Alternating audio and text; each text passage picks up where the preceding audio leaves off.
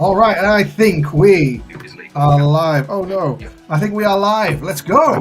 Let's party like it's 1994. I am your boy Swissley, also known as Davey, Tyrant player, and I am here, joined today by a wonderful friend of the show, and we can almost call him co-host, JP. How are you doing, JP? I am good. I'm enjoying being back. Yeah, as David says, I'm John, and I'm now Tyrannid one trick, as it turns out, because the Great Devourer has consumed my soul and biomass for the need to play more Tyrannids all the time. Yeah, John just comes in, picks up the army, wins two or goes undefeated at 2 super mages. Just casually, Yeah, I mean, what can you say? Get good, right? Oh, that's it. Yeah, get good. Lucky. Get good. Well, it's either that or get lucky, and it depends on which one you need. Oh, John, I think you're playing. Oh no, I'm playing in the background. Yeah, you're playing in the background, not me. Yeah, guys, I'm so self-obsessed. I actually watch the show while I'm in the show. Oh man, my head is gonna explode. Cool. Well, yeah, great to have everyone here today. We'd love to hear what you're up to in the comments. Any questions, all that kind of stuff. Thanks, Scrivo. Nice music. We thought we'd try and put in some music just to glide us in there, just to land the show. Yeah. So, and Christopher Richardson saying here, let's go, Nids. Yeah, that is what we are here to discuss. We've had a big week. I think we had a Tyrannid player win an event. I think I seen on Tactical Tortoise stream there. Second.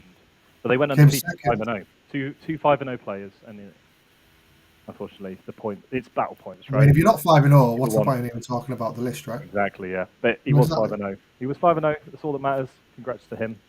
Great result. Yeah, absolutely. There's and there was but someone won one in. Is it OzCon? Yes, that was the one. There was 2 undefeated players, and he came second on battle points. But I'm not going to lie, it's basically a win. Oh yeah, absolutely. I take that. You know what? I buy myself a medal and just put it on my wall and say I won that. That's what I won. Yeah, exactly. Absolutely. And if you don't know, we are obviously making fun of JP. He actually went undefeated at the weekend. Oh, no. So large round of applause. In fact, I can actually do that now. Large round of applause. That stuff right there. But we're going to go through that in a little while. First up, we are going to talk about a little thing that happened last week called a dataslate. We're going to quickly have a quick chat about what we think of it. I'm sure there's other people. Go and see Maelstrom Studios' video about it that they did today. They did he's a Tyrannid guy, and he did a video on it. We've seen John Lennon's takes on Art of War, but none of those guys, except John Lennon, separate, went undefeated last week, right? So the only undefeated hot takes for the data slate. Right, let's get into it. Cool, bounce. So I also went to I went in London at the weekend on the piss with my friends, and I've decided we went to the Natural History Museum, so I've decided to make some memes from the pictures that I took at the Natural History Museum. So we just wanted to welcome you to the show. So right, what happened? By the way, having seen that PowerPoint slide beforehand, that now makes way more sense why you did it. Because I'm like, why is this slide? And it's suddenly like, that makes way more sense if you've been down to London on the yes, and get some beers and go there. It was like, that's way more sense.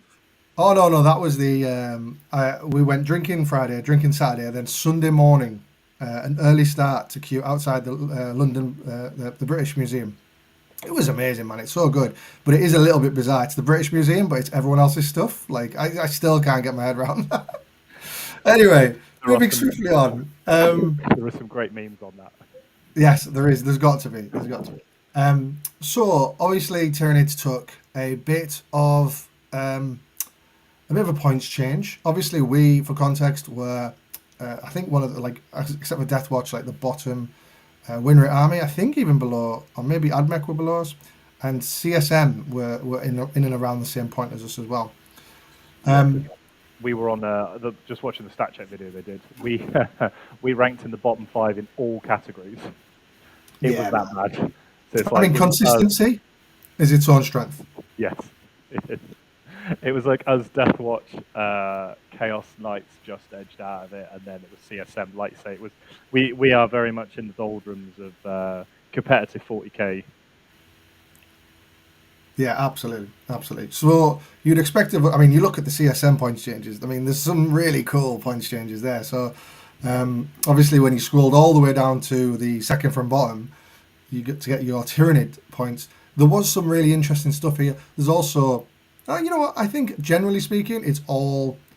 I wouldn't say anything's really negative. Personally, I think everything is broadly positive. Even Gargoyles going up 5 points. You know what? It probably should have been 10. But 5 points, absolutely fine. And then the rest of it, I think that's where I'm like, like I'm not really overly hyped about it. I don't know how you feel about it, John, as a total. Do you want the short answer or the long answer? Let's do the short, and we'll go long when we go through each one of them. The short answer is disappointment. Yeah. It was for how, and I weirdly, I think like I've always felt and I've always said when people have asked, I think Tyranids are in a very unusual place that I feel that our win rates are very much meta dependent, more so than our points values. So the last meta was really rough for Tyranids. Like you have Tau Empire, which isn't the best. It's a winnable matchup, but it's rough. Custodes is very hard to win because they put a load of pressure. Because the current version of Tyranid list kind of activate in one phase more than the other. So when a Custodes unit puts 3 Warden units out in your face, and you have 1 shooting phase to kill them all, and they have 4 at Feel No Pain, you're very stretched on resources. A lot of our damage is loaded into specific models. Whereas if you compare it to, say, a Space Marine army, where it's tradey chaffy units, things like bikes or warp talons or raptors, they punch up because they're Marines. Our scorer units, things like termagants, and they don't trade versus anything. So I think we've always struggled in specific metas, especially tank heavy metas, which is what we've just seen, indirect heavy metas, which we've also just come out of, and just stuff that you can't kill in a single phase has always been rough. So I think that although the points are disappointing that we didn't get more help, I also feel that Games Workshop are always hesitant with what they did after what happened with Leviathan in 9th edition to buff Tyranids too much, because they can become a little bit oppressive in the format. But I also think that although the points changes were disappointing, our meta position may get better purely because of what we're likely to see now coming out of the changes we have seen, and obviously the new codex is coming out as well. Because one of those big issue armies we have has basically died a death and is disappearing off the face of the earth before it gets its own changes coming up potentially 3 months down the line with the next data slate. Yeah, 100%. I think you're absolutely right. I think obviously those matchups are going, but in their place will be new matchups, such as Green Custodes and Green Unending Swarm. But we'll see. I mean, I'm being overly negative there. We're going to see what happens, right? I think a meta of Orcs is really good for Tyranids in comparison to a meta of Custodes and Custodes and indirects. I actually think that an Orc focused or more melee focused lighter armies is actually really good for Tyranids, because we actually have some really good counterplay to it, which obviously we can get into later on. But I'm not actually so scared of an Orc meta versus what we've just come out of. I don't know. I'm not overly convinced. I think we'll differ on that one. We'll see. I think what's quite cool about it is there's a lot of conjecture, and I think actually that's really positive. At least we all. I remember when Necrons were just brought out, and everyone was like, "Well, this is 6 wraiths and a character that gives them a 5 at Feel No Pain, and that's what you're going to see." And we did. And I think you're still going to see that, unfortunately. Yeah, man. Isn't that bizarre? Yeah, funnily enough, when you don't touch one of the best units in a codex, and then you might still see 18 of them, it's more that they did nerf, like obviously straying away slightly from it, they did nerf Hypercrypt, and they didn't touch Canopted Court as much as they probably should have. So yeah, the character got a nerf, right? The character went up 20 points or something, which is not nothing, but still, it's rough. It's rough. Cool. So let's go through these just to quickly summarize. What I've done is I've put it in a bar chart because I think it's really interesting to see actually who as from a visual point of view, like who had the biggest declines, who went up and down. And I think it's really interesting to see that Psychophage and Swarmlord obviously significantly bigger. Then it's more like little nuanced picks. So everything from Hive Guard through to Range Warriors, and then obviously Gargoyles that went up. So we'll go through these one by one. We'll start with Gargoyles because I think John already touched on it. Me and John touched on it slightly pre-show, but John, you've got a good take on Gargoyles. I mean, it all comes down to like the change to the Gargoyles is not, I don't think, as massive as people think. Like if you say, for example, like if you're taking 3 units of Gargoyles already, you're spending 15 points. You might have a Ripper Swarm you can take out. If you weren't taking Gargoyles, it has no impact. I'm surprised they didn't go up more. I do think that any unit that is able to move, shoot, move has always been powerful. Like take a look at Scourges, Shadow Spectres, anything, because you just can't interact with it particularly well. But the power of Gargoyles is it was an 80-point unit that you just went, cool, it moves, what was it, 12 plus 6 or 14 plus 6 plus D6 across the board. Like that's, you could play this primary denial game, excuse me, a lot of armies couldn't really deal with, and especially when you were regenerating them in Swarm. And I do think this nerf was a little bit more geared not just at the unit itself, but it was internal balance. Like people weren't taking Termagants, people weren't taking Hormagaunts. You were solely, if you were taking them, majority of people were just taking Gargoyles. So I do think this 5-point increase might have been more of an internal balance change, plus also trying to hit one of the best units in the Codex, which is getting spammed by everyone. Yeah, I'm going to have Discord with Tyler Bartel, and he was saying this nerf to Gargoyles was actually a buff to Hormagaunts. Yes, 100%. Oh, 100%. Yeah. Hormagaunts were on the at 65 points for 10-inch move, advance to charge, was probably already on the verge of being playable versus Gargoyles. But I completely agree with his take. I do think that if you want to play a fast-moving, cheap unit, Hormagaunts might be the way you want to be rather than Gargoyles now, because that's bearing in mind you get for a Gargoyle unit you now get Hormagaunts plus change in a Ripper Swarm, which is significant when you're trying to do secondary play. Yeah, I think most. I mean, if we're talking about list building from this, I think I really like a unit of Gargoyles. I think one is really great. You know, you pull cleanse turn 1, you just go and stand on 2 objectives. Do that really relatively easily. If not, and you want to move block, you can do that. If not, you want to put them in reserve and then fire and fade onto an objective, you can do that. There's just a lot of flex with one squad. And then 2 is really nice as well. So you could do 2 of those things. But actually, taking 3, you know, I think maybe that's probably where GW, and you know, we know they've said like, oh, we're gonna focus on units that people are spamming. Yeah, I think I totally get why they're not there. Ranged Warriors. They went down 5, right? Not 10. Am I going? Yeah, they went down 5. Yeah, I thought so. Yeah, someone else said 10 before. Ranged Warriors. Now these guys are rubbish. So rubbish. The only thing I like about them is if you give them Spine Fist, they can advance and do an action. Like, that is it. Have you got any? Are you gonna like totally bin me off and give a really compelling reason why Ranged Warriors are the new shit? 10 Termagants are 5 points cheaper. Yeah, no, exactly. I can't. The challenges with Tyrant Warriors is they're not as resilient as they used to be. They've only got a 4-up save, T5, 3 wounds. They do fall over to a stiff breeze. They might be fine in like synaptic nexus where you are needing to stretch out your synaptic web. And 65 points is not terrible. I don't mind that. I just think they pale in comparison to the melee bio warriors, melee bioweapon warriors, but also to anything comparable in terms of what you want them to do. It's not got a good output, and if you're using it for objective play, then you're probably better off with Termagants or Hormagaunts has been raised. 100%. I think you're right with your point on the synaptic nexus. It feels like a lot of these changes were to encourage other detachments. Yeah, and I agree.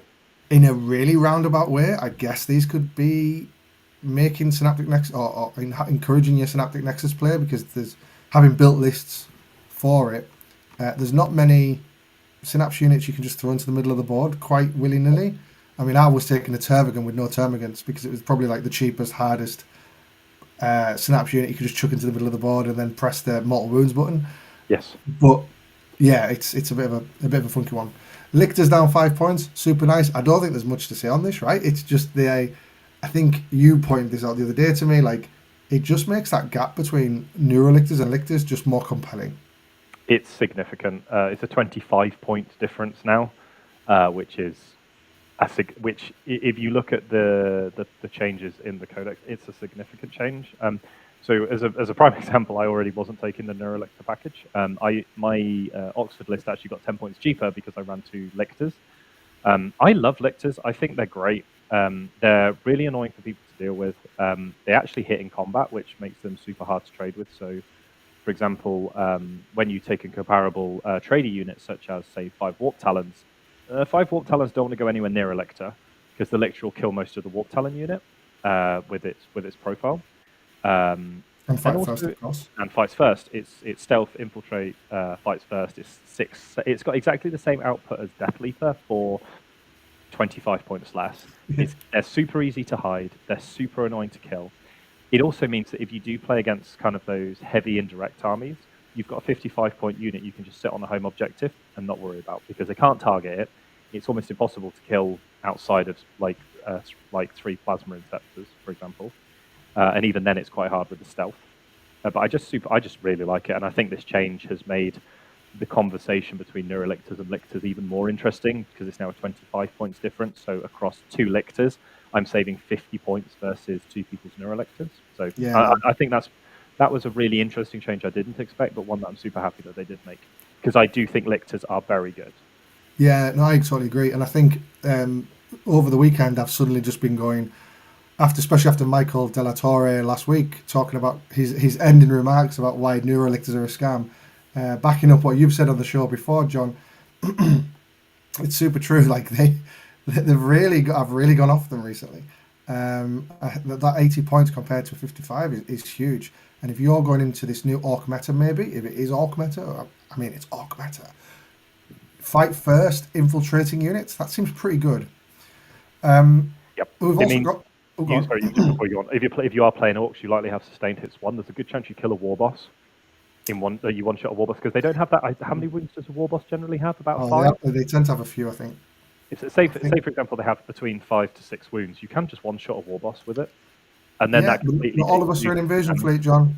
Sorry. All right. All of us are boring old white bread. Not all of us play invasion fleet detachment, but it is a thing. You do actually have to look at it, but even if you charge it in with like a unit of 5 knobs, it will kill most of that unit before they even get to swing, and there's not a guarantee that, like I said, that they kill them on the way back. So, I think they're a great unit. No, absolutely.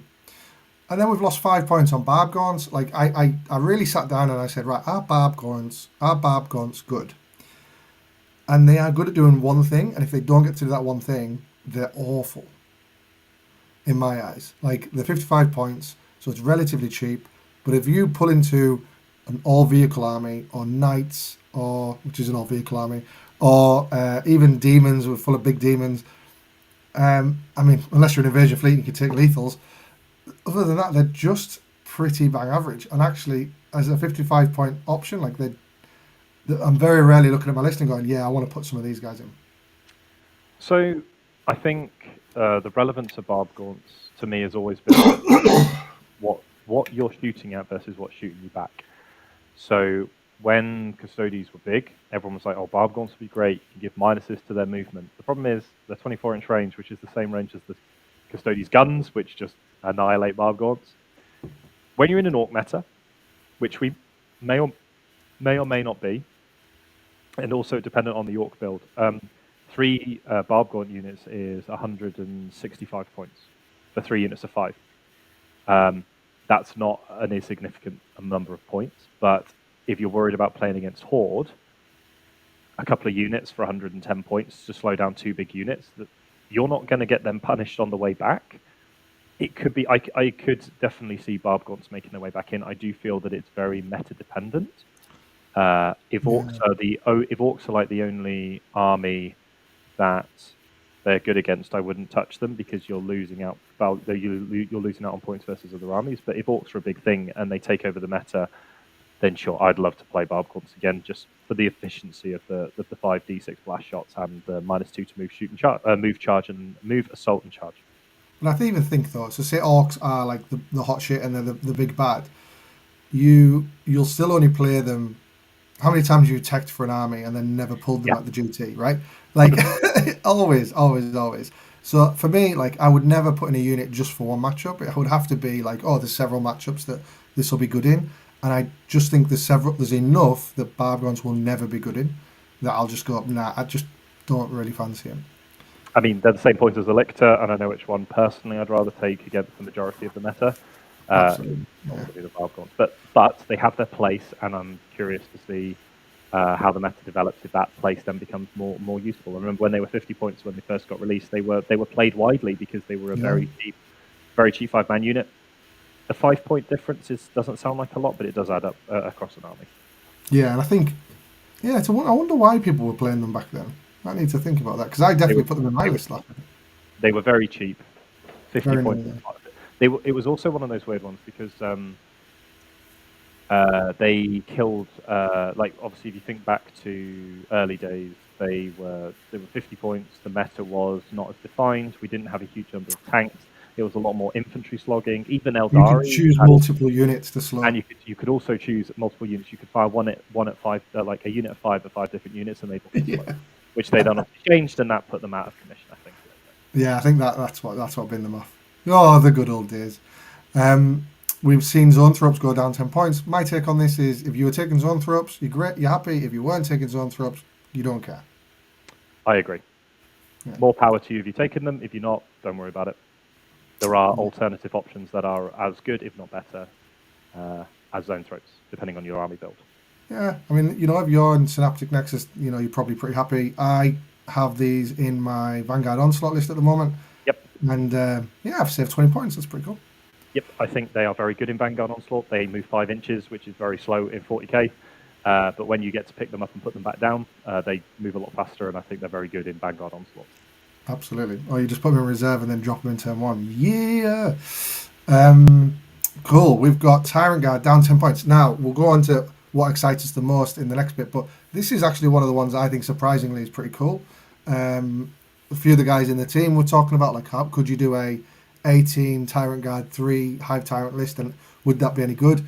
Don't think it will be, but like if you're talking about what you can do with these new changes, that would be pretty interesting. Yeah, I think there is a place for them. I think it's meta dependent. They don't do a lot of damage. Just bear this in mind. They don't have a huge. They in essence suffer the mega knobs problem, which is they don't have a large number of attacks. And yes, they do a lot of damage. They aren't the most resilient things in the world. They do still only have a 3-up save. They are very good though. When I would imagine I can see triple Tyrant, triple unit of 6 Tyrant Guard going quite far in Invasion Fleet or Assimilation Swarm. It's just then what are you having for backup, because it's still quite a lot of points. Yeah, I quite like them in Synaptic as well, because you can armor contempt them, so you get the 2-up if you want it. And obviously you've got cover, so then you're getting really good at toughness 8, 4 wounds each, which everyone tends to tech towards 3 damage. So I think there's stuff there, but I think actually, interestingly enough, all this Mega Knob stuff coming through is actually going to be really bad for for Tyrant Guard, because they essentially suffer to the same profiles but worse, than Mega Knobs. We've then got melee warriors, so coming down 10 points. I think essentially just catching up with Gene Stealers, right? Yep. No, they're exactly the same number of points now per full unit and half unit as Gene Stealers are, and then they are in theory cheaper per unit because the Tyrannid Prime is cheaper than the Broodlord. Mm-hmm. I don't know which is better.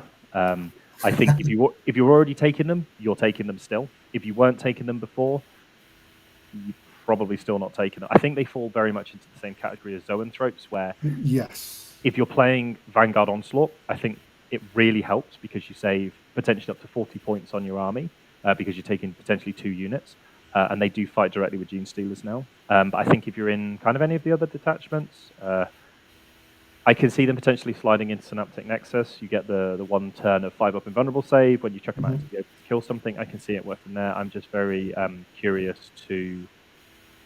I think if you weren't taking them before, you're probably still not. 100%, totally agree. I've actually converted from Warriors to Gene Stealers. It's a big moment for me to come out and say, Ben Andraka's got me on Gene Stealers. That first turn Vanguard Onslaught charge it's just really good. I mean, Gene Stealers are great when you don't have advance and charge. They still have banging a 6-7 inch charge into most deployment zones in Invasion Fleet. Yeah, they're just really good.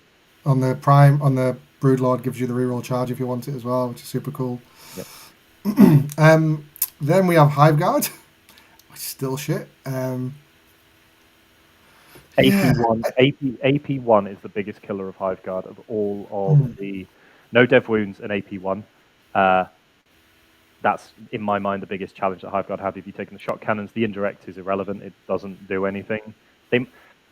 It's all meta dependent. If Orc Horde is a big thing, then 6 Hive Guard will absolutely shred an Orc unit, being 4 shot strength 5 indirect. 24 shots hitting on 4s with heavy, so they hit on 3s. Hit on 3s, sustained 6s. Again, I'm thinking of Invasion Fleet here because I think they're the only detachment you can likely put them in. But I do agree if they're AP2, I would consider playing them. Being AP1 is really rough when Armor of Contempt and cover exists. I totally agree. Doom Melon says it in the exact same thing in the chat just there. I think if you had that and then you had a Pyrovore drop in with them and Flame take away the cover, I think then we're in business.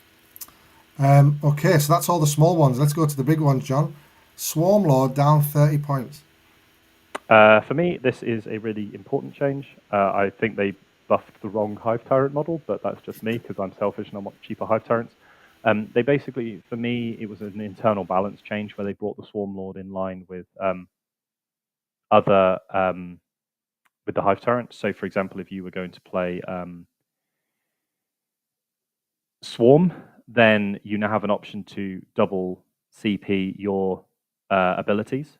So one of the big reasons that Guard was so good is because Leontis gave you 2 CP. It meant you could use the 2 CP from that on your regeneration stratagem, and you then have another CP from your turn, from your opponent's turn to do what you wanted.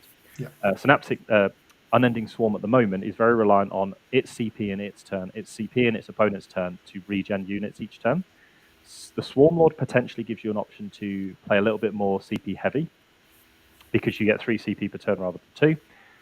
It also allows you to play fixed slightly better because you're guaranteed the command points, and it has a 9-inch Synaps aura, which when you're trying to play around the middle and your opponent's trying to go battle shock a unit and then kill it to deny you the stratagem, I can see potentially it being used there. I don't think it's made a massive difference. I still think the Hive Tyrant, I feel, is better because I think the free stratagem within 12 and the assault aura is more powerful than Vect plus CP. And you can give it perfectly adapted to the Hive Tyrant. I think my brain is in UKTC mode, and that's why I've just binned it off. But I get that could work absolutely in GW, and I don't know about WTC.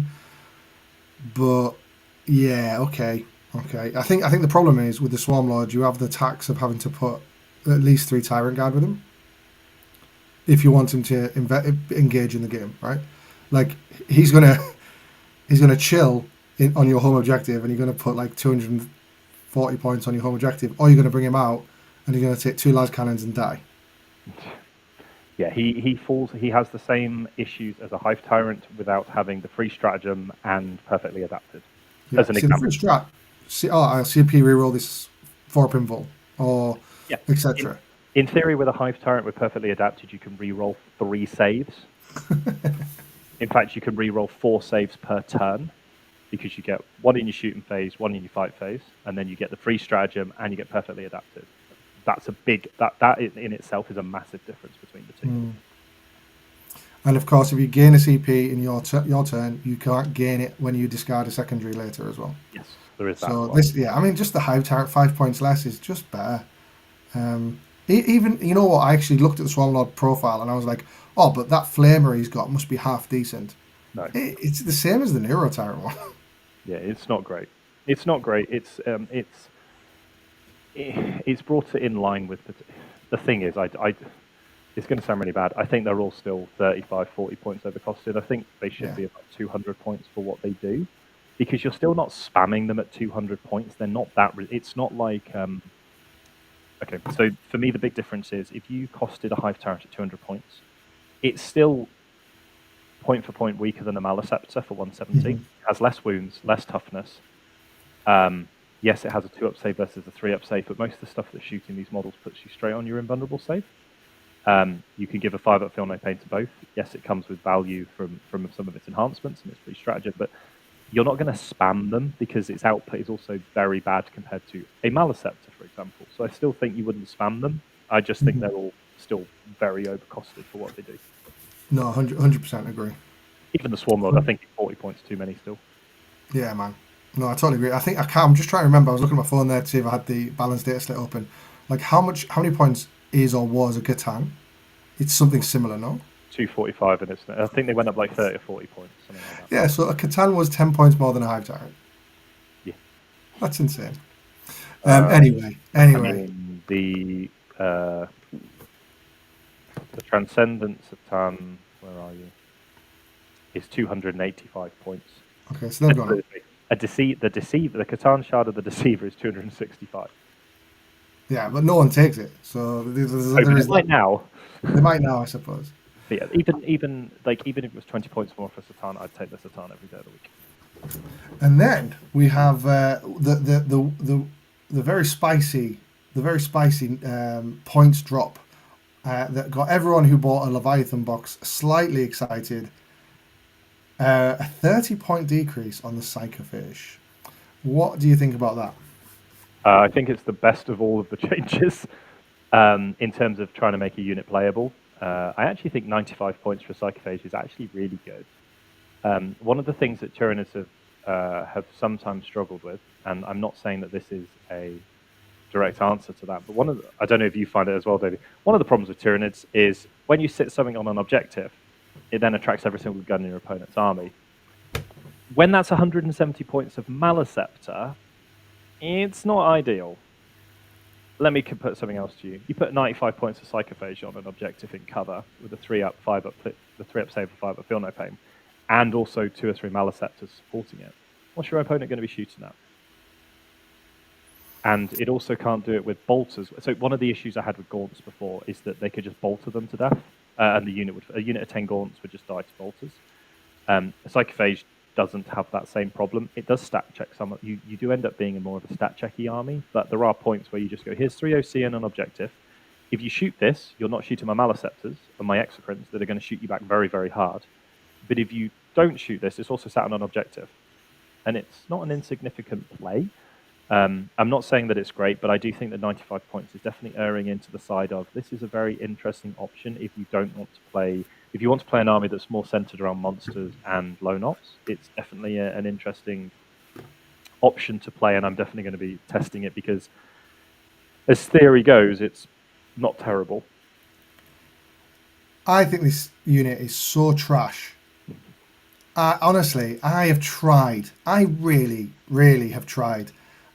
In my hungover state this weekend, staring at this goddamn app, trying to fit a Psychophage into something that it would actually do a role. It's kind of durable. Yeah, sure. It's got a 5-up Feel No Pain. But it's so some things that are durable are only good when they do something when they're alive. like, do you know what I mean? Like, it's OC3, which just outdoes a Rhino, I think. So great, fine, okay, super. But anyone who's got any nous about them will just put a unit on the objective. Like, I think you could, but then you might say, "But Dave, I could Overwatch it with the Psychophage." No, don't bother. With your D6 Flamer, strength 1 -1 1 damage, right? Okay, well that's a bit rubbish. That's rubbish. What about its melee attack? D6 +1 attacks is the trashiest thing I've ever read. Like it's and you go, okay, well, hits on 3s, that's fine. It must have some kind of good rule. Oh yeah, it's got anti-psycho 4. Like what? Like no one. Oh good. It does have dev wounds though, which isn't insignificant. It has dev wounds on its D6 +1 attacks. I do completely agree with you. For me, it's what the Psychophage represents as a force multiplier for the rest of your army, where yes, your opponent can challenge it on an objective, but at the same time, it's like you're putting stuff that's in the open.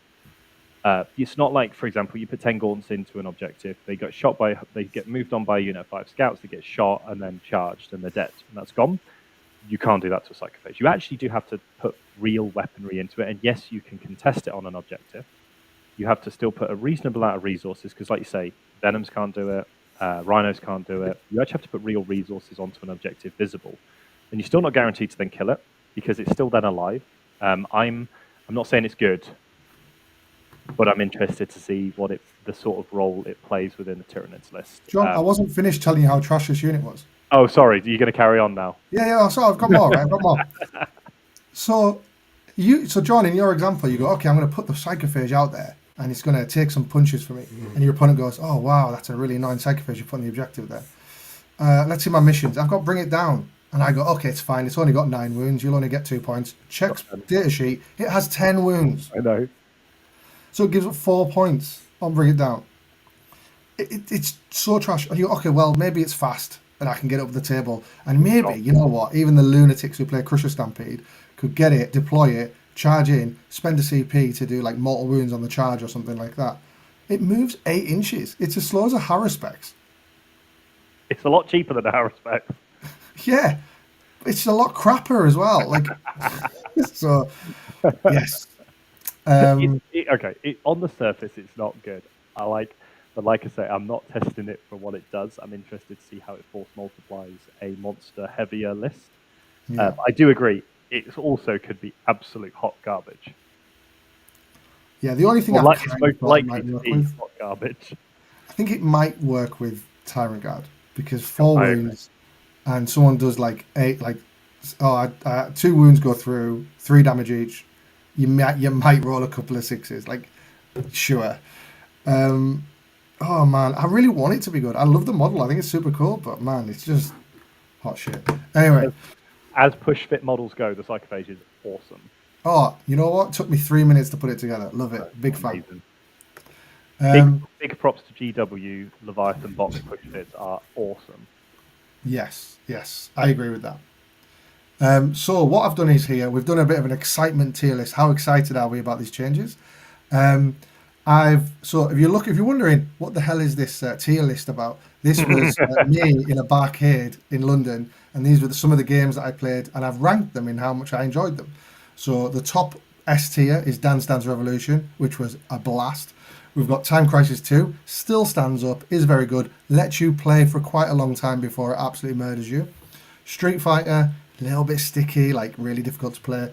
X-Men, just you don't even get to the first boss, it's just too difficult. And House of the Dead, the guns don't even work, this is trash. As you can see, there's nothing in Dance Dance Revolution. And these are my takes, these are not John's, so to be clear. big put out there, these aren't my takes. Yeah. The thing that so if you are listening, the things that I would kind of pull out is the Lictor at 5 points is my top one because it just is nice and I was taking them anyway.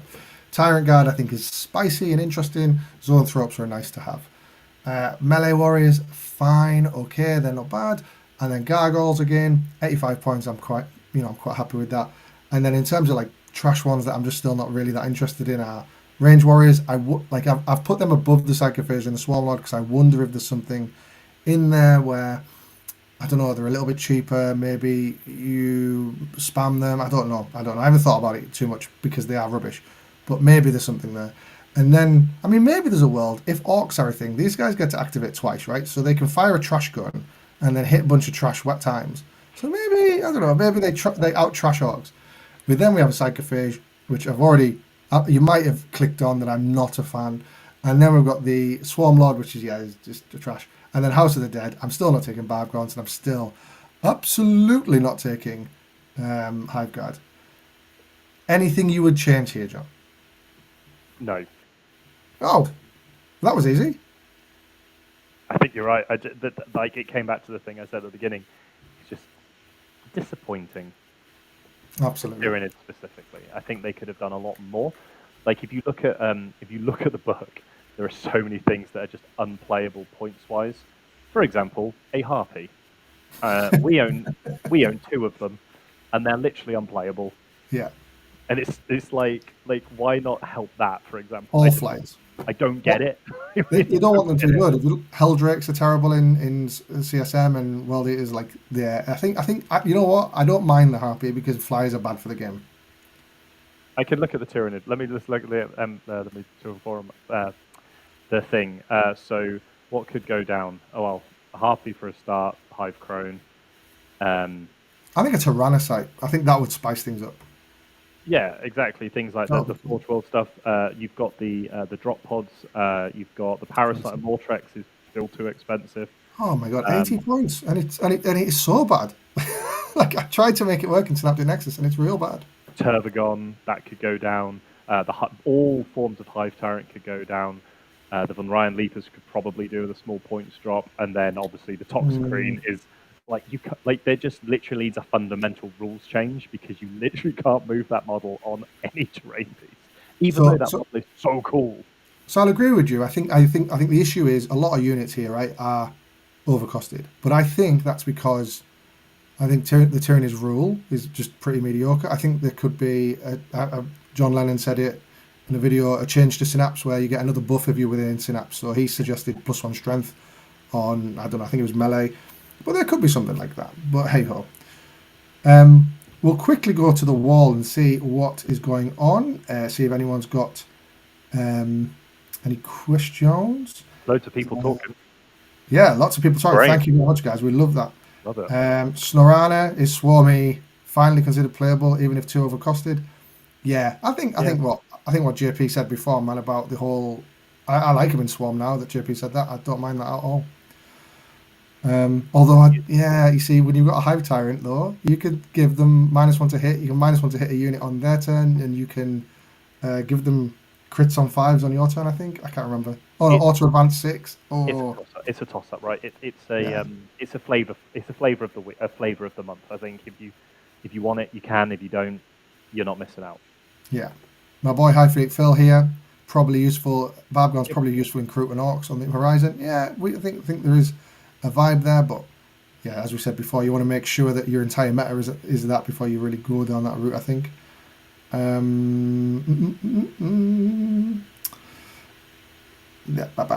Zoanthrope list with a good win rate at the start of the edition. What's changed? The rest of the format. Yeah, I think so. The big thing at the beginning, like just thinking back to the original meta, it was Wraith Knight. Let me think back. It was Wraith Knight, Eldari, Custodes, Brick Spam, which gave you double blast on Zoanthropes, which was wild. Orc Buggy Spam, Orc Buggy Rush, Deathwatch, teleporting. They were 10 points cheaper than they are for 3 now. I think the big thing is the format's changed. The format's sped up a lot. I think people have really got to the point of you have to actually be able to contest objectives, and Zoanthropes don't do that with a 5-inch move. I think it's a very one-dimensional way that's quite easy to counter, and a lot of people now are geared to kill 3 wound infantry. Like, look at the Tyrannid Mirror. I take 3 Exocrines and 3 Maliceptors. All of them are geared to kill Zoanthropes, and not necessarily guaranteed to die in return from the Zoanthropes because I outrange some of the Exocrines. And the Maliceptor is absolute brick to kill. Yeah, and I think combat's become a thing as the editions go on. 100%. Zoanthropes don't like being tagged in combat by anything 10 grots. It's awful. You get tagged by anything with a Zoanthrope, and you're crying because you then can't shoot. Sad times. But going back to Zoanthropes, I do think that Zoanthropes are really good in Vanguard Onslaught as a potential one-of unit of 6. I think they're great with the ability to, like you say, bring them in a turn early, teleport them from the board. I think that's where they're really good because you can have that movement around the board. Agree. Totally agree. Dryden became a member. Thanks, Dryden. That's very kind of you. Very cool. Then what about a Tyrant Guard led by a Neuro Tyrant? So the Neuro Tyrant will give them +1 to hit, right? Yes. They don't have enough attacks. I don't know. I don't feel they have enough attacks without to really use it well. I don't know. It's a weird one. Like the weapon profile you want is the twin link version, which yes hits on a 3, which is really nice with the +1 to hit, but it only has 2 attacks. I don't know is the honest answer. Whether it's better to have a Hive Tyrant or a Neuro Tyrant with them. Yes, the +1 to hit is awesome. I wish that Neuro Tyrants could join Zoanthropes because that would be way more interesting. Ooh, yeah. That would be sick. That would be super interesting. I think personally for me, it's more that they don't have the output to warrant the +1 to hit. Just my feeling. Yeah, I think you want the crushing claws on them, and it makes them hit on 3s. The +1 to hit gives them, yeah. I mean, and they have 2 attacks each. So your unit, your nearly 200 point unit, has 12 attacks hitting on 3s, which is sad times. Yep. Cool. I think that's about it for the moment. Let's decide that. Sweet. Right. All right. Let's get on to the next part of the show, guys. He's only gone and done it again. Your boy JP went undefeated at the Oxford GT with a really interesting run and a game against his teammate in the last round. Yeah. Which was a very, very spicy scoreline. But we'll get into that in a second. Here is another meme from the British Museum. I'm loving this is John absolutely caking people at different factions at the event. Cool. So John, I could go through your list here, but it's better if you go through it and just talk us through it. If that's all right. Yeah. So it was very simple. It's something that's tried and tested for me. The core of Hive Tyrant triple X. So it's a Hive Tyrant with heavy venom cannon, lash whip, and monstrous bone sword. 10 gargoyles, 2 units of 10 spine fist gaunts with a strangle web. 60 points. It's a free flamer with random dev wounds. You just take it because it's great. A Biovore, 5 gene stealers, 2 solo lictors, a pyrovore, and then the monster contingent of triple exocrine, triple maleceptor, and double trigon. So I've been developing the list since Nottingham. So originally the list at Nottingham wasn't an ideal scenario. It was 6 Zoanthropes, triple exocrine, the Hive Tyrant, and just more stuff. And it didn't feel like it necessarily did the damage, even though with 5-0, it wasn't necessarily built off the best list that I could put together. So since then, I went to the International Team Tournament in Coventry in February, and the list had updated basically to beat Chaos Space Marines. I played Chaos Space Marines twice at the ITT and annihilated both of them, purely off the back of the fact that double maleceptor was amazing. They just don't take any damage. So going into this tournament, I always knew that I wanted to try the 3x3 of Exocrine and Maleceptor, and then it was very much deciding on what the last bit was going to be. I've always taken a Trigon. I think one Trigon is incredible in tournaments.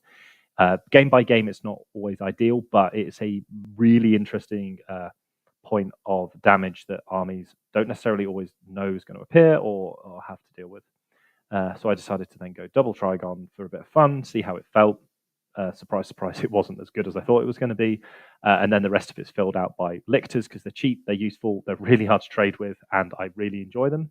5 gene stealers, I love little 5-man gene stealer units in Invasion Fleet. I think they're super efficient for 75 points. They're great at trading. The main thing they do is they turn 1 kill Nurglings in your opponent's armies and then fall back and hide. It's great. It's one of the sole things that they're really good at is killing Nurglings. I've also worked out they're good at killing flayed ones as well, but Nurglings was always number 1 priority. The Pyrovore, because cover's really annoying for Maleceptors, and that basically rounded out the list. It's been a little bit of time in the making. It's going to change again going forward in the leagues, going into potentially into LGT. We'll have to see if I attend that event or not, but just looking forward, this is kind of the core I want to build around with a number of changes that I want to make post-tournament. But I can tell you straight away the stuff that's staying and some of the stuff that's going. It's really interesting, wasn't it? Didn't we? The Maleceptor, the 3rd Maleceptor was a late addition, right? Yeah, it was literally the night of list submission. I messaged one of my friends. I said, "Do you have a Maleceptor I could borrow?" Because he was meant to be going to an old world tournament. He said, "Yep, you can borrow it." In went the 3rd Maleceptor. In went the 2nd Trigon. In went 10 Gargoyles. And the list was submitted about 9 o'clock at night on Sunday. Yeah. Which is quite funny because we were all talking in the chat trying to convince me not to take zoanthropes, and you actually won out, and I didn't, and I don't regret it. Yeah, we got there, man. We got there. They're a trap. They're a trap. They are a trap. But yeah, that's super cool. I mean, obviously, everything in this list kind of has a role. It's really clear. I think you spoke about it on our last video where we talked about your run at Nottingham, where the termagants. I think you talked about the termagants really well and like how we use them. So we know that you're absolutely killing it with those. You're not. I think one of the traps we can fall into in Tyranids is giving up assassinate and bring it down, and actually you don't do that here. You give up, bring it down, don't get me wrong, but you do not give up assassinate, which is great. Yeah. And here's the secret. Bring it down is a trap against Tyranids monsters. Yeah. If your opponent takes bring it down, you get to dictate the game super hard, and your monsters are. It's the difference between, for example, like your opponent, and it's a really weird one, right? So your opponent looks at a Maleceptor and goes, "Cool, I'm gonna kill it." And in the same way, they'd look at a gladiator, or they'd look at something equivalent to that. And then the Maleceptor survives, and they're like, that wasn't what I was expecting. Whereas they'd have absolutely annihilated an equivalent tank. The Maleceptor's there taken maybe 7 wounds and gets to go again next turn. It's a big difference. And monsters in Tyranids are not easy to kill, and it's a big thing that I've definitely been learning recently.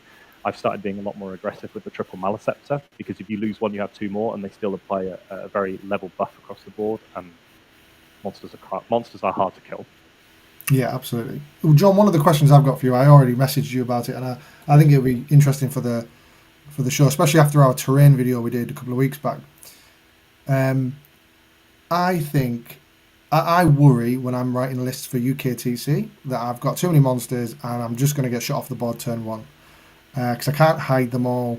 I have to put them essentially, because of the movement is such that basically they can touch an objective if I deploy them on the line or just about on the line, and that just puts them in the wide open. So have you got any advice to people like myself who are concerned about deployment on the UKTC terrain, or I suppose this kind of probably also would link to WTC terrain as well? So it's all a lie. So UKT, everyone says that UKTC is not monster friendly, it's not vehicle friendly. The more I've played on UKTC with monsters, the more I realise that it kind of feels like a bit of a false narrative again. Monsters do move around UKTC very easily. Lines of sight are very good for monsters, especially out of Strat Reserve. And I think a lot of that has been driven by previous iterations of UKTC terrain where monsters were very hard to move around, and there were certain places you couldn't actually move a monster out of. So I do think that's the thing. But also, the specific thing with this build, it was designed to, if you realistically look at an average game, the stuff that starts on board, the Hive Tyrant, the 3 Maleceptors, the Gargoyles, the Termagants, and all the infantry. The double Trigons in Deep Strike, and potentially all 3 Exocrines at Strat Reserve. The other difference that this list has compared to an Unending Swarm list is I'm only trying to hide 30 infantry models, the Biovore and the Pyrovore, because the Lictors both forward deploy, and the Gene Stealers deploy on the line, out of terrain, because they have an 8-inch scout move, so they just move into the closest piece of terrain. So they never actually factor into your deployment plan, because they're already in the midboard, in cover out the way. It's actually very easy to hide triple Maleceptor, Hive Tyrant, and the infantry in UKTC terrain. Very few armies can get to your deployment zone in turn 1, so putting 10 Termagants touching a wall in a ruin is a viable strategy, because the likelihood of getting charged and touching the wall is 0 unless you play against World Eaters. Because also if your opponent's throwing 5 scouts into your lines to try and attack 10 Termagants, you may find that they don't kill the unit and you regrow it in your turn with the Unending Multitude strategy. Nice. And the Pyrovore sits in a corner behind terrain and goes, I'm going to investigate signals turn 1 if it comes up, and if not, I'll start slowly making my way into the midboard. The hardest deployment for Tyranids is the Dawn of War. Yes. And then the 4 quarters deployment is very easy to hide the rest of it. And just because, again, you have to look at your opponent's lines of sight and where they can get to, and actually you can deploy a lot of your monsters half in, half out of terrain, and they can't be shot turn 1. Yeah, I think that's I always go to the worst case scenario, which is essentially as you said, the Dawn of War layout. Oh my God, I just look at that every day and just go, well, not every day, I'm not that bad, but you put it, if you deploy things like your opponent, if you think of Tau and stuff, you just move 8-10 inches and then get a line on you, and you just toast. But I think maybe that's the 9th edition in me, because 9th was that brutal. Yeah. I think in 10th now, maybe things are a little bit different. But that's really good feedback, though, in terms of this list. My current Vanguard Onslaught list, which I've taken from Ben Andraka in recent weeks, who was on the show recently. A really great video. Thank you to everyone who's watched that. We've had 1,800 views on that, which is sick. Nice. He uses Haruspexes, and I'm not convinced Haruspexes work on UKTC. So I've just replaced them with Morlocks and Trigons, which is... Or Maleceptors. Well, I've got Maleceptors in there as well. Maleceptors are in the list already. So okay. I figure I'm going to try see if Morlocks do the job for me. We'll see. That way I don't need to deploy them. But, John, your run here. So the first game you pull up, I remember you said you hadn't played into Tau yet. And you pulled up against this absolute breacher spam list with 3 Devilfish, 30 breaches. How did this game go? So the reason I was quite nervous going to this, Tau has been generally my UKTC kryptonite. Whenever I've lost round 1 in UKTC, it has only been to Tau. So as soon as I draw Tau round 1, I'm always like, here we go, let's see how this goes. Benefit I had this game is breaches really suffer into Maleceptors. Strength 6, even with full rerolls, ain't that good. But the main benefit I had this game is my opponent made a error with his CP usage. So I went first and I moved a unit and he overwatched it. His turn 1, he pulled his crisis unit out of cover to shoot down a monster which it didn't kill. Oh, sorry, he pulled it. Yeah, he pulled it out to kill a monster which he did kill, and then I was able to unload 3 Maleceptors and 3 Exocrines into the crisis unit, killing all 6 crisis suits. Oof. Because flat 3 damage versus a 4-up inbun with lethal hits, they will disappear. Yeah, absolutely. And then to add insult to injury, the Lictor then ran in and one-shot his commander and got me a CP. Yes, the CP from the Lictor always feels so good. The big thing for Tau with this list is lethal hits is incredibly efficient. 10 breaches dies to a stiff breeze against Tyranids, with or without sustained 1. You don't generally need it. And from that point, so he had 2 Riptides and a Hammerhead. He just couldn't kill enough monsters. His real go turn was shooting with a bit anemic. It didn't kill a single monster. It put a few low, but he couldn't get lines of sight to kill it. And then double Riptide is only strength 8, and it suffers with the need to hit 5s to wound. I also managed to tie up the Tetras super early, which meant that he couldn't get guide he couldn't guide the units he really wanted to for full rerolls. He was given full rerolls against a Lictor, against 10 term against things like that, because it was just holding him in his backfield. Nice. My Lictors were amazing that game. One of them killed a Cold Star commander. The other one killed 3 Tetras and a broadside. Man, 55 points. I was 60 back then. 60 back then was a bargain.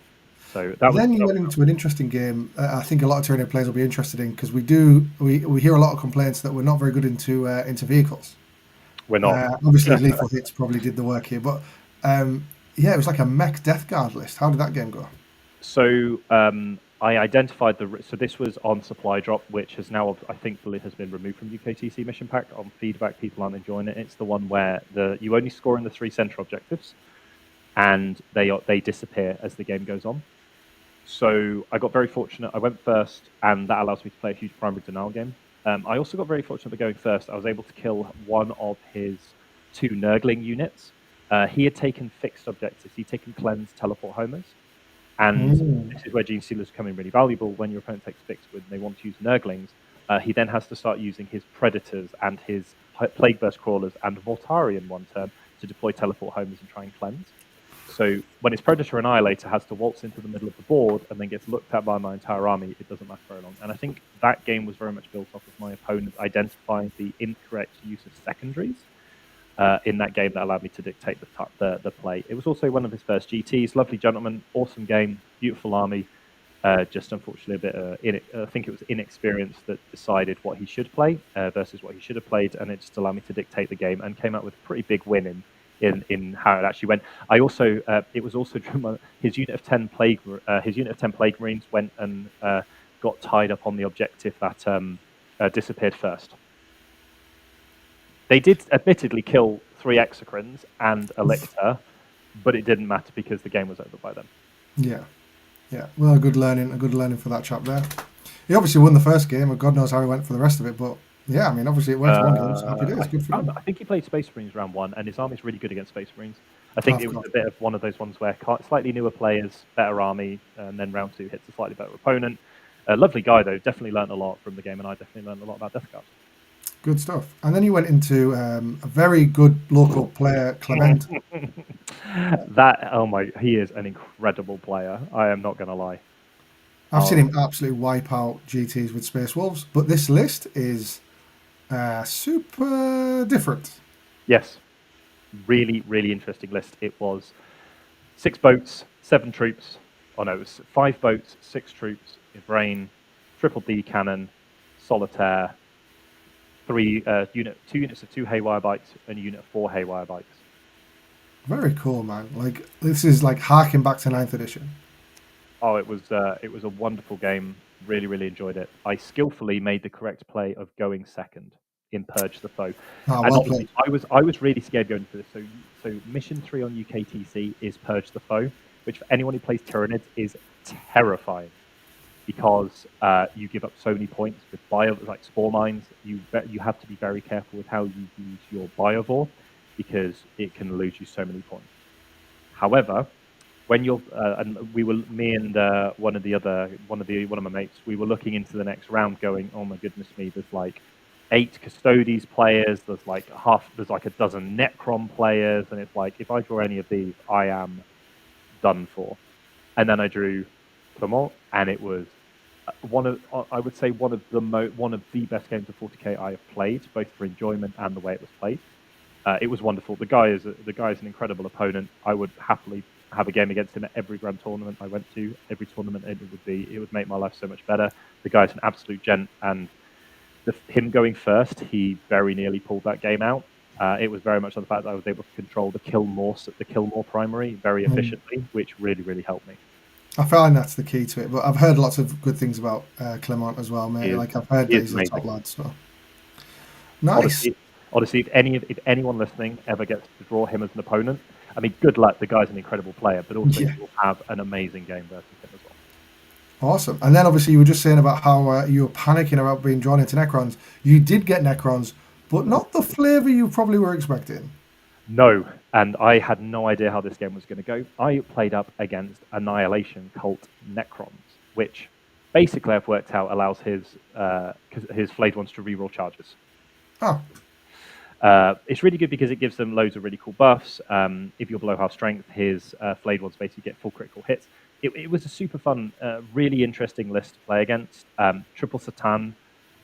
It was basically triple flayed ones, triple Satan, triple Locust heavy destroyers, and a load of scarabs.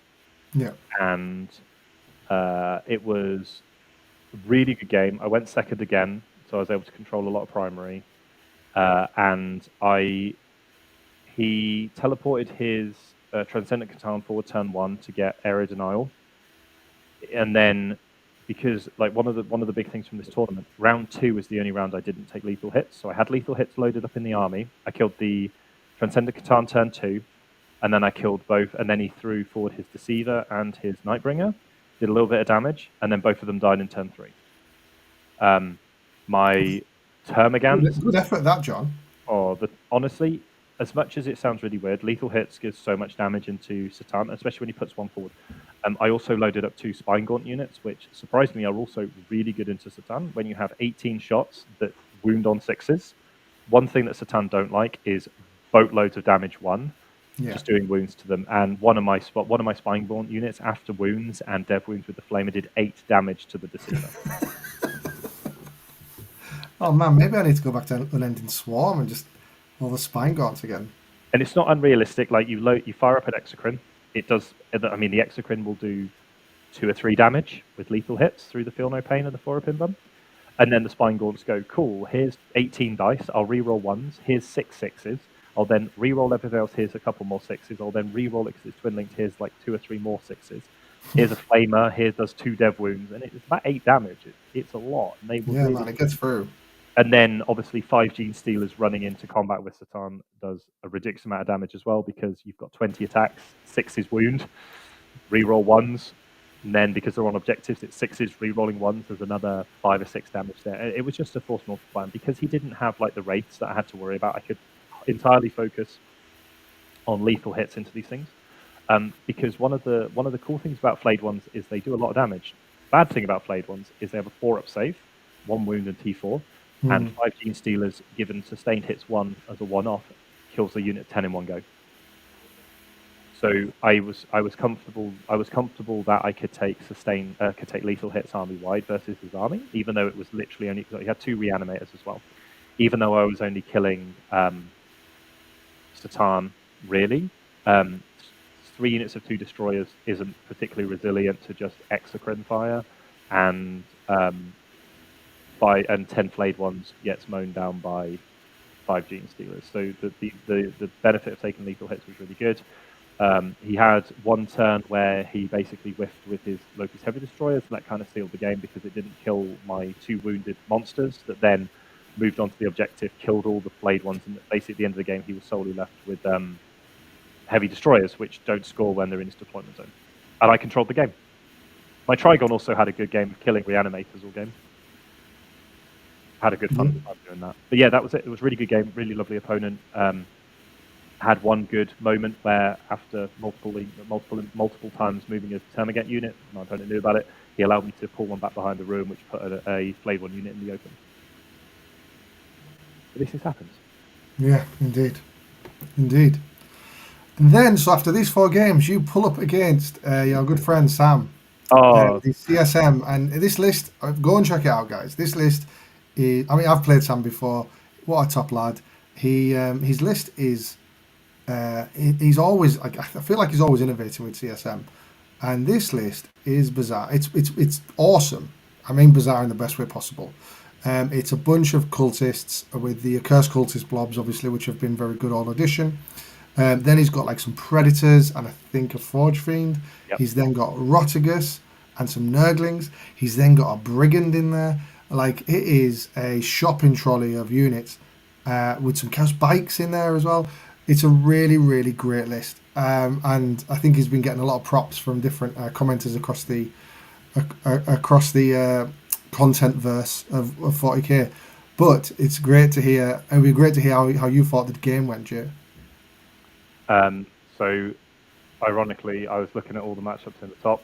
There was like 4 guard players, 2 or 3 Votan players, a few Custodies, and I'm like, good lord, if I get any of these, my undefeated run's going to come to an end. And I said, and I knew Sam was 4-0 as well, and I was jokingly saying to my partner, I'm like, oh, imagine I draw Sam in the final round. All pairings go up, table 1, oh, I'm against Sam. It was funny because we both then started messaging in the team chat to each other, which was quite hilarious with the others. But no, Sam is a very, very good Chaos Space Marine player. If anyone wants to learn to play Chaos Space Marines, they won't go wrong looking at his list. A lot of the bad press from CSM is the fact that the top players jumped off it. It's not a bad army. It's still an incredibly strong army. He beat Stephen Box in round 4 to go 4-0, and his Black Templars list. So he has got some very, very good reps with it. Me and Sam have played very regularly. We generally split the matchup. We've got a pretty even win rate, which is quite ironic when we drew in this final round. But I will spoiler, the game was a draw. But I give you no jokes. Nurgle Predators with double las cannon is terrifying because it's 5+ critical hits for sustained, and like it goes from being 2 shots to 3 shots, and you're like, cool, this is an efficient platform for 130 points. So a lot of the challenge was that Sam had was. So I went first, which isn't good, which isn't ideal, although in hindsight it was a better thing because he doesn't just shove 2 Accursed Cultist blobs down my face and try and... And what's the mission on this one, JP? So this was Take and Hold with, I think it's 6 objectives. And hidden supplies. Hidden supplies, yeah. So it's, I think it's Take and Hold, hidden supplies. So going second is a really big thing because you score 15 in the final turn. He also has 10 cultists to stick his home objective, which kind of gave him a lot of points that I really wish he hadn't have had. It ended up being that I had to use a Trigon to deny him air denial and force him to shoot the Trigon. Right. rather than dropping it on his home objective. It is what it is. He's an incredibly strong player. So it ended up basically being a normal brawl in the middle of the board where one Accursed Cultist Brick charges in, kills my front line, and then gets picked up by my entire monster cohort that appears, which is normal. I'd also take it in lethal hits this game. One of the big things that people misidentify with Tyranids is when you need to take sustained versus lethals. Triple Exocrine, triple Maleceptor does not struggle to kill units of 5 Space Marines. And because of the way that Blast works with the Accursed Cultist units, you're getting quad blast for the first couple of shots. Yeah. Triple, like you wipe out this unit without really any difficulty. So I really identified that I needed to kill his big things. I need to be able to kill the Predators. I need to be able to kill the Rotigus, because it's just annoying when it gets into combat. So I killed the first unit and then plastered. We went into the middle of the board. Took the next charge, and Accursed Cultists don't like -1 to hit, because they go from hitting on 3s with the buff to hitting on 4s, so that decreases a lot of their output. And for about 3 rounds of combat, we had triple Maleceptor, Lictor in combat versus 5 Possessed, Rodigus, and a unit of Accursed Cultists with the AC with its Dark Commune. And honestly, it was